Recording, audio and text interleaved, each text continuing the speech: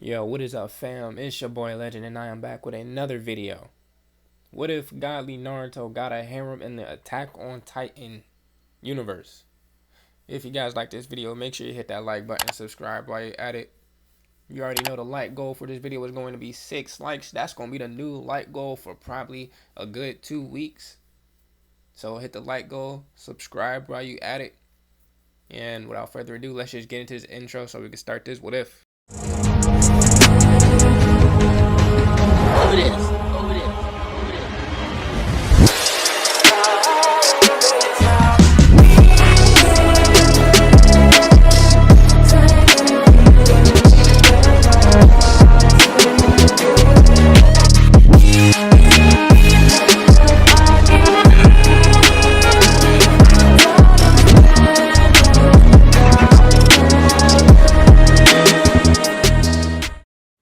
Naruto looked down at Bertholdt as he stood above the recovering Titan shifter. You know, you took a lot of innocent lives today, and you have one of my women wrapped up in your bullshit. Bertholdt looked up at Naruto, fear of a god in his eyes. He didn't know how he got caught or how he was even found. He looked up at Naruto's one cerulean blue eye and his one black Rinnegan with white tomo. He watched it pulse with power. Bertholdt was then forced into the ground, creating a crater. He was in agony. He didn't even see Naruto move, yet he was just smashed into the ground. Don't worry, insect. I'll keep your spine intact when I kill you. Meanwhile, Armin was in panic. Eren was in the mouth of a Titan, due to him pulling Armin out. Eren, give me your hand! Armin reached for Eren from the top of a roof, but at that moment the Titan's jaws snapped shut, severing Eren's arm at the elbow as Eren was swallowed whole. Seeing this traumatized Armin. He was supposed to be the one that was eaten, not Eren. Eren was the one who had purpose, a reason to live. Armin was only here because he was following in the footsteps of Eren and Mikasa. But for what? Why? What did he become a shadow for? Why did he go through all of this brutal training? For what? He was smart and weak, not a strong fighter. He should have become a scientist or a doctor or something. But because he was weak, he got Eren killed. The rooftop was soaked in blood and rain. Thunder cracked somewhere in the sky above, briefly illuminating the battlefield below in a flash of pale light. The ruined city groaned beneath the weight of falling rubble and stomping titans, but Armin couldn't hear any of it. Not really. His world was a numbing storm of guilt and self-loathing. The memory of Eren's severed arm was fresh and vivid in his mind, like a brand seared onto his soul. He didn't even flinch when a black flash split the air beside him. Naruto appeared like a ghost out of a void, with his arrival being soundless, merciless, and final. The young man stood tall over Armin, blood dripping slowly from his gloved hands.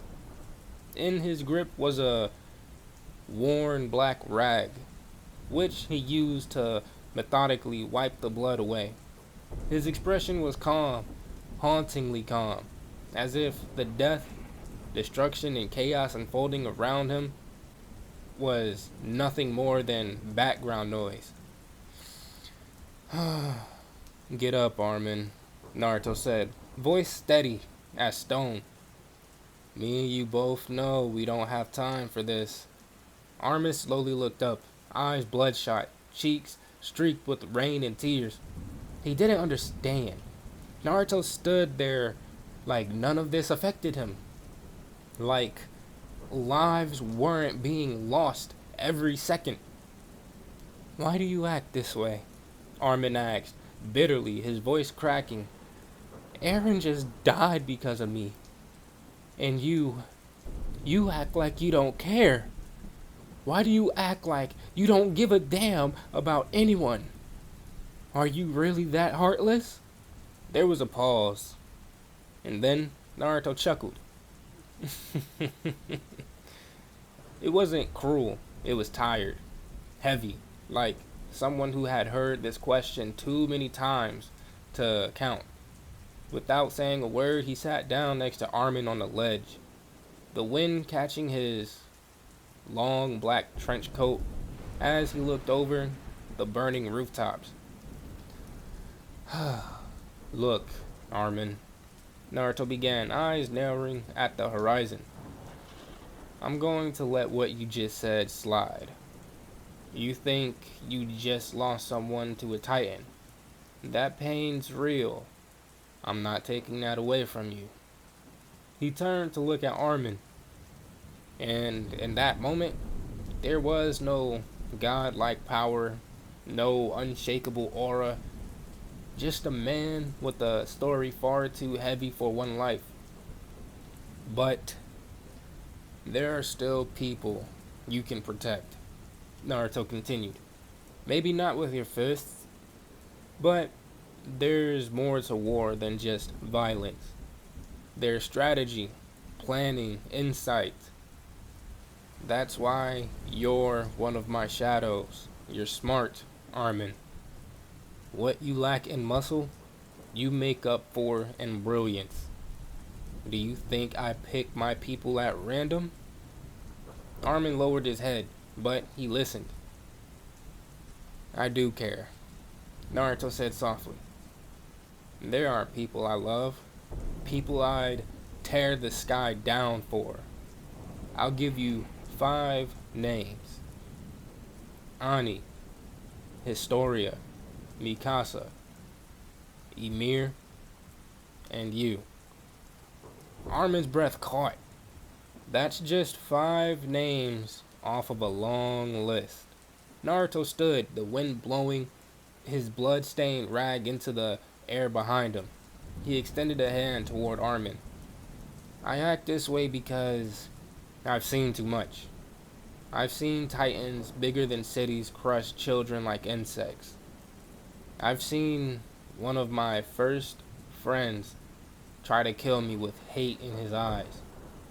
I've seen good kids twisted into monsters because of one man's manipulation. I've seen these events play out over 1,000 different ways, and it almost all of them, people like you, gave up when they were needed the most. He gripped Armin's hand and pulled him to his feet. So tell me, now, will you let this break you? Or will you let it build you up? Before Armin could answer, a deafening roar echoed across the battlefield. It wasn't just sound, it was emotion incarnate. Rage, fury, pain, and will.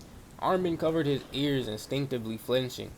Naruto, however, didn't flinch. He smiled. That's not a regular titan, he said, eyes glinting. That's him. The rooftop wind whispered across Armin's face as he tried to catch his breath. The chaos had just settled briefly, and the weight of everything pressed down on his chest like a stone. Naruto stood on the edge of the building, his back to Armin, cloaked in black. The hood was fluttering. That one cerulean blue eye glowed softly against the dimming sky, while the Rinnegan remained hidden beneath the curtain of his long blonde bangs. Armin, Naruto said, voice calm but resolute.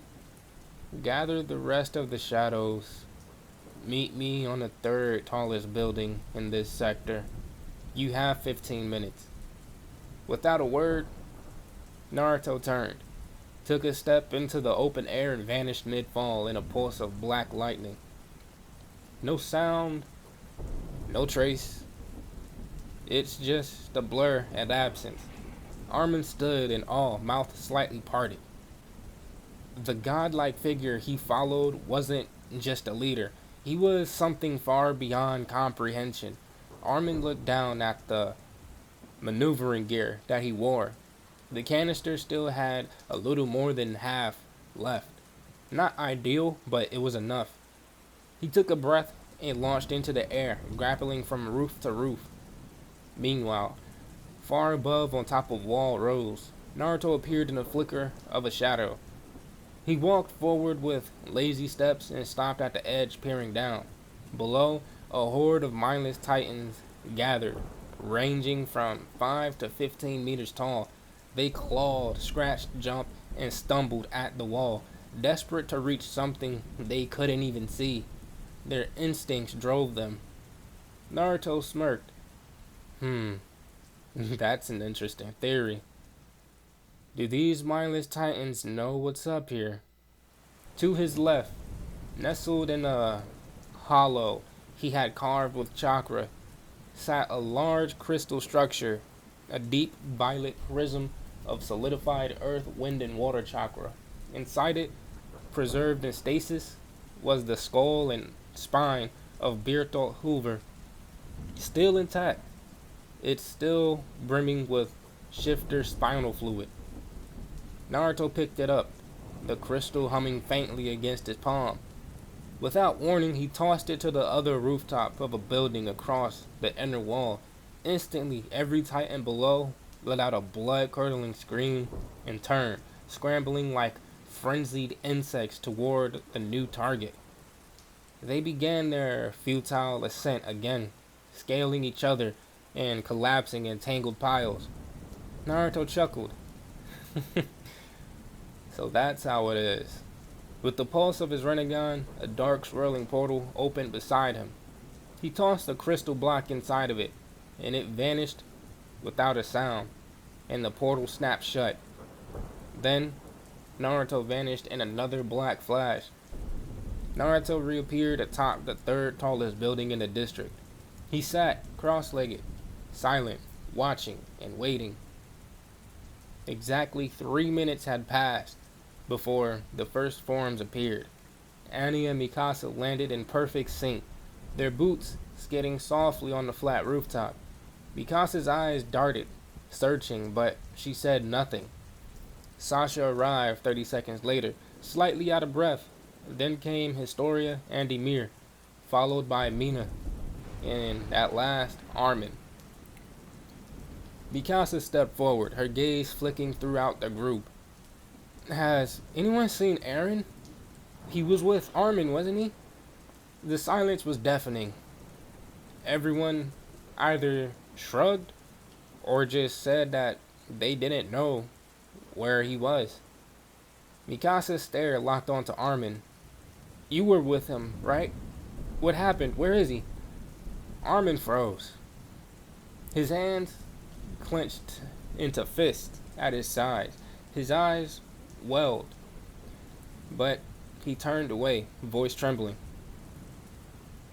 Thomas Wagner, Nack Tears, Milius Zermewski, Franz Kefka, Marco Bott, and Eren Yeager. They were all part of the 104th Cadet Corps. Naruto tasked me to protect them all. He bit his lip. I'm sorry, Mikasa. Eren was swallowed, trying to save me. Shock cascaded throughout the group. Sasha stood paralyzed, her breath caught. Ymir was shaking her head, muttering, Damn, I didn't expect that to happen to Eren, but his entire squad? Mikasa's face crumpled, tears slipping down her cheeks. Naruto's brows furrowed. He felt something twist in his chest, a grip around his heart that tightened with each sob. He stood silently, walked over to Mina, and wrapped a single arm around her waist. She stiffened, startled. Then he felt the warmth of his chakra pulse gently into her. Her eyes widened in shock, but then softened. Hey, Mina. I'm glad you're still alive. thanks for still being here. Then he stepped forward to the center of the group. Alright, listen up. You all need to calm down. All of you. You know what world we live in. Civilians, soldiers, it doesn't matter. Death is always just around the corner. But I won't let it take any more of you. He turned to Mikasa, his gaze piercing hers.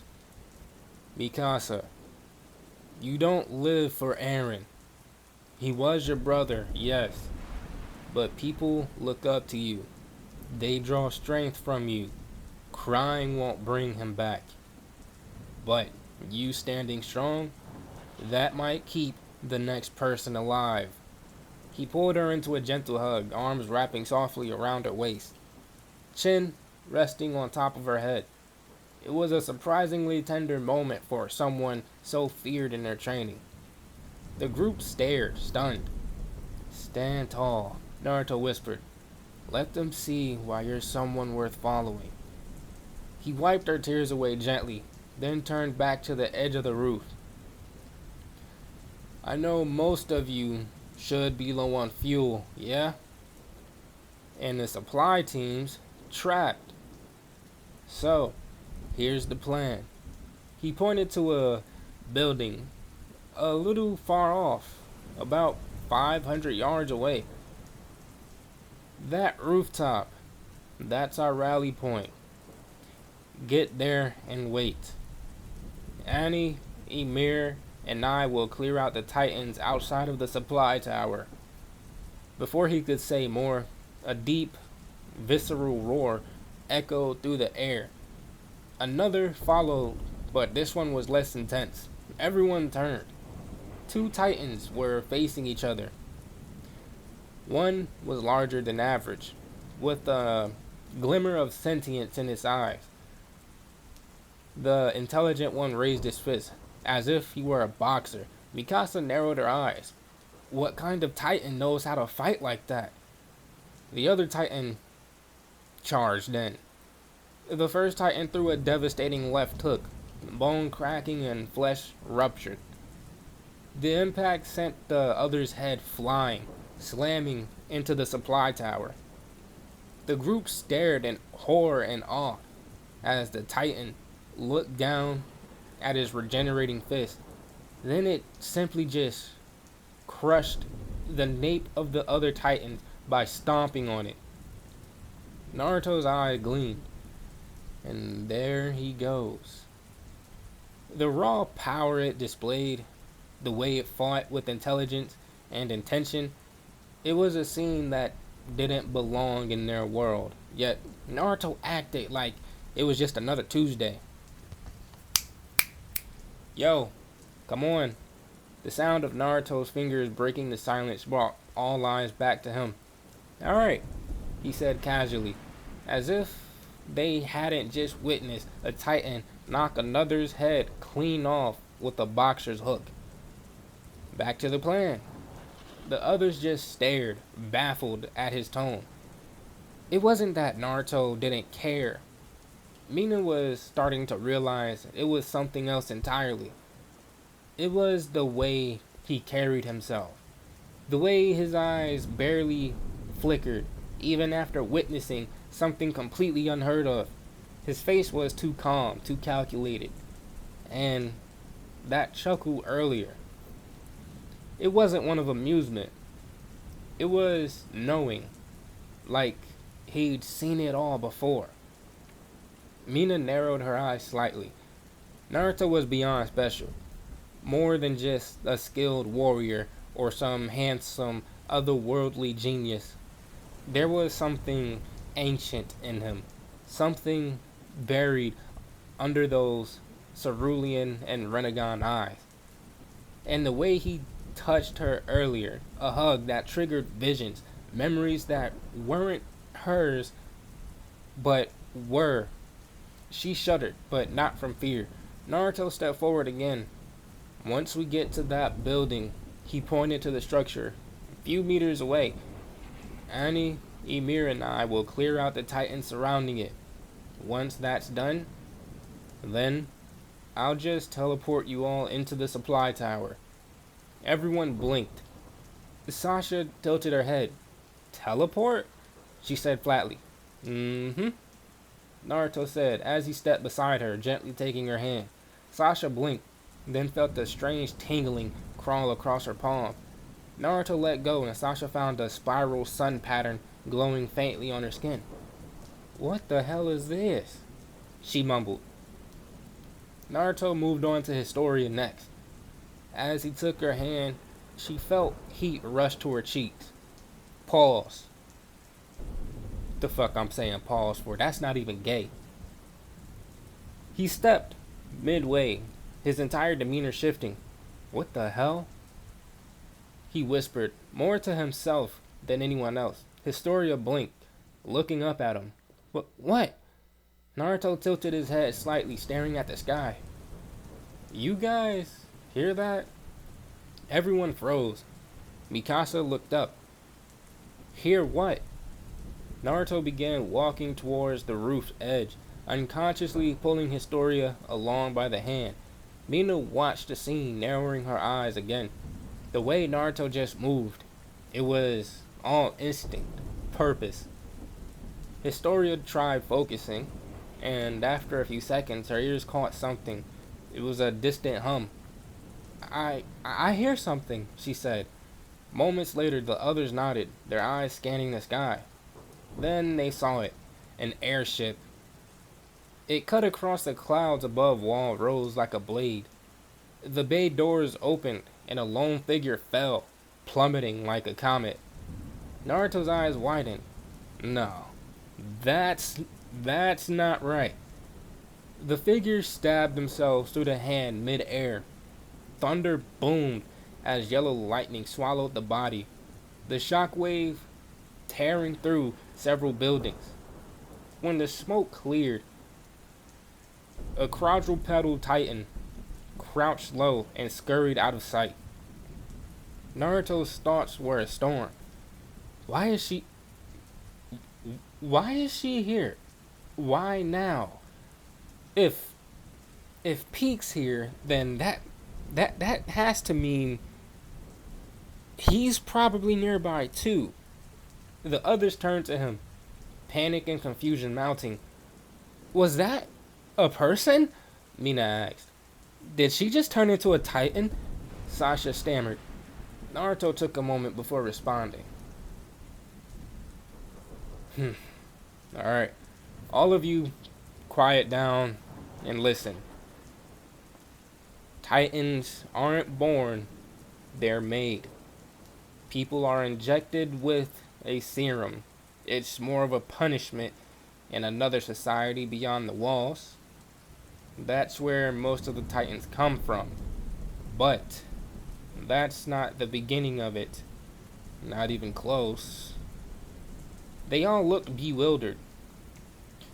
"Look, the truth is, you're not ready for the truth yet," he said. "Just keep what I told you to yourselves for now. I really don't want this to come back and bite me in the ass." His voice hardened slightly. "Annie, come with me. I need a word." He let go of Historia's hand, finally realizing he had held it for far longer than he intended to. He didn't mind, though. In time, he would make sure that she belonged to him, not some dumbass farmer, not some plan made by cowards behind royal walls. Within 6 months to a year and a half, she would become the first woman that would birth his child. He walked to the edge of the roof with Annie. Once they were alone, he turned to her. "Look, I know you know her. Piek. I don't know why she's here now, but I'll ignore it for now. But when she approaches you, or if she approaches you and Reiner together, You tell her this. If she tries anything stupid, I will kill her, and I will preserve her spinal fluid for someone who actually needs it. Annie nodded. She always acted annoyed around Naruto, but he knew better. That subtle pink in her cheeks wasn't from the wind. Hold your hand up, he said. She complied, and he pressed his palm to hers, their fingers lacing together. Annie looked away, her blush deepening. You're such an ass. Naruto chuckled. Yeah, but you love it. The mark glowed faintly on her palm. She stared at it, unaware of what stung more, his touch or his teasing. Meanwhile, Mina lingered in silence, her thoughts adrift in a memory that didn't belong to the present. She saw herself flying a bit too low. Her ODM gear was tangled. A massive hand ended up snatching her from the sky. Her wires snapped and her body crashed, and the pain bloomed. And then she saw her younger self, past self, whatever she was seeing, dangling like a rag doll in the Titan's grasp. Screams tore through her lungs, and another cadet jumped in to try and save her, but he was caught as well, eaten alive, and so was she. Mina blinked. That wasn't a dream. That was real. A future that had been. A future she wasn't supposed to escape. She glanced at Naruto. Hey Mina, I'm glad you're still alive. Thanks for still being here. His words echoed in her mind. He saw that. He knew that. Whatever Naruto was, he was more than a savior. He was a god rewriting fate. And for the first time, Mina realized she had fallen onto the orbit of someone who wasn't just changing their world. He had lived it, burned it, and rebuilt it. And she was still breathing because he chose her to. But guys, I'm going to end it off right here. If you guys enjoyed the video, make sure you hit that like button, subscribe while you're at it. But without further ado, I am out, and I will see you guys in the next video. Stay blessed, y'all.